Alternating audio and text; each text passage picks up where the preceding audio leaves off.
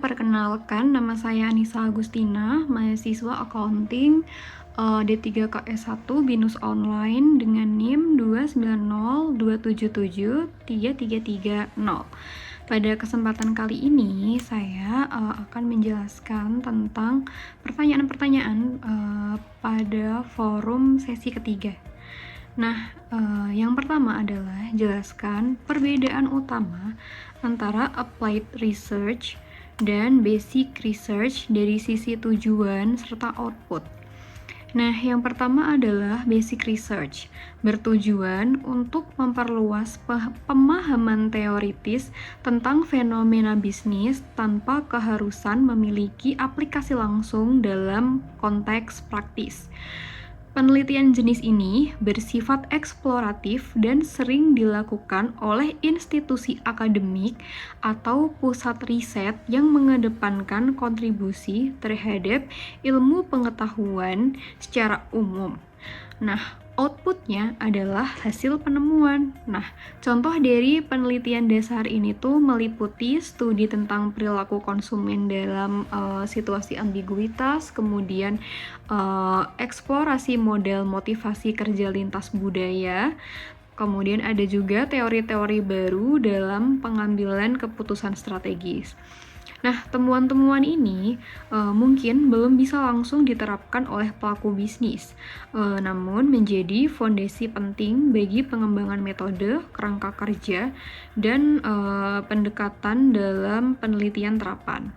Nah, kemudian untuk applied research difokuskan pada upaya sistematis untuk menjawab persoalan konkret yang dihadapi oleh organisasi atau pengambil keputusan. Nah, applied research ini juga digunakan ketika organisasi dihadapkan pada tantangan yang spesifik dan membutuhkan solusi yang cepat dan akurat dan bisa langsung diimplementasikan. Nah, untuk outputnya adalah hasil solusi. Misalnya, perusahaan mengalami penurunan penjualan, maka akan melakukan riset untuk menganalisis penyebabnya dan menyusun strategi pemulihan. Kemudian untuk pertanyaan yang kedua adalah dalam konteks perusahaan, kapan applied research lebih tepat digunakan jika dibandingkan dengan basic research? Nah, applied research lebih tepat dibandingkan dengan basic research dalam konteks perusahaan ketika perusahaan mengalami suatu masalah yang konkret dan memerlukan hasil atau solusi dengan segera. Nah, untuk mengatasi permasalahan tersebut, misalnya perusahaan mengalami penurunan margin. Nah, perlu untuk segera ditangani. Maka perusahaan lebih baik menggunakan applied research untuk mengatasi hal tersebut.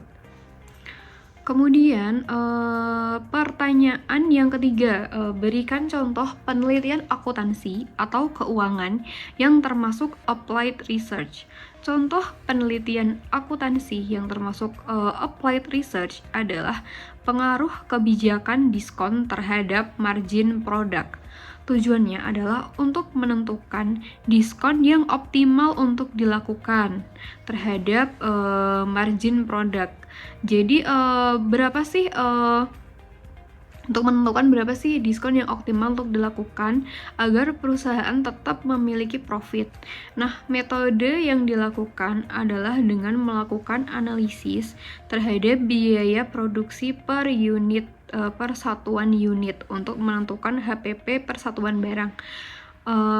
Kemudian manajer bisa menentukan besaran diskon yang bisa diberikan agar perusahaan bisa tetap memiliki daya saing yang tinggi dengan memperhatikan business research dari perilaku konsumen.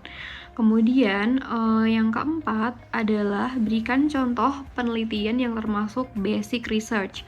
Nah, contoh penelitian basic research adalah analisis tingkat kepatuhan pajak terhadap norma perilaku pimpinan selaku pengguna anggaran. Nah, tujuan penelitian ini adalah untuk mengukur seberapa besar norma perilaku pimpinan negara maupun daerah mempengaruhi tingkat kepatuhan pajak masyarakat. Nah, output dari penelitian ini adalah hasil penemuan yang tidak secara langsung dapat digunakan untuk menyelesaikan suatu permasalahan. Kemudian pertanyaan kelima, bagaimana hubungan antara basic research dan applied research dalam pengembangan ilmu dan praktik bisnis? Hubungan antara basic research dan applied research dalam pengembangan ilmu dan praktik bisnis saling bergantung satu sama lain. Tanpa kerangka teoritis dari basic research, penelitian terapan akan kehilangan arah dan hanya akan menghasilkan data deskriptif tanpa makna konseptual. Di sisi lain, basic research membutuhkan justifikasi dan validasi dari dunia nyata agar tidak terjebak dalam spekulasi teoritis yang terlepas dari konteks praktis. Validitas dan relevansi applied research akan meningkat jika dilandasi oleh temuan-temuan yang telah terbukti secara akademik. Kemudian, untuk pertanyaan keenam, mengapa manajer modern perlu memiliki pemahaman tentang research methodology? Nah, dalam konteks organisasi modern, manajer itu merupakan aktor kunci dalam pengambilan keputusan yang menyentuh berbagai tingkatan, mulai dari strategi jangka panjang, operasional, harian, hingga keputusan taktis yang bersifat responsif. Hal ini menegaskan bahwa dalam lingkungan bisnis yang sangat kompetitif dan penuh ketidakpastian, manajer tidak lagi bisa mengandalkan intuisi atau pengalaman subjektif semata. Mereka membutuhkan informasi yang objektif, akurat, relevan, yang hanya bisa diperoleh melalui proses riset yang sistematis dan valid. Penelitian memberikan dasar logis bagi manajer untuk mengambil keputusan yang lebih terpercaya,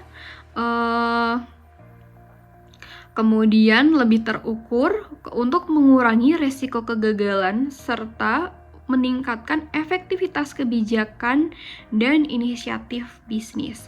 Oleh karena itu, manajer harus memiliki pemahaman tentang research methodology untuk bisa menafsirkan data dan membuat keputusan yang tepat. Kemudian, untuk pertanyaan yang terakhir, berikan contoh situasi di mana manajer harus menggunakan hasil research sebelum mengambil keputusan strategis. Nah, saya mengambil contoh ketika akan melakukan penghentian produk atau lini bisnis. Contohnya yang terjadi pada PT Bukalapak yang memutuskan untuk menghentikan penjualan produk fisik dan beralih kepada produk non fisik. Nah, sebelum keputusan tersebut dibuat, manajer melakukan research terkait data penjualan pada PT Bukalapak yang hasilnya adalah kurang dari 3% pendapatan PT Bukalapak berasal dari penjualan non fisik, yang artinya sangat kecil persentasenya.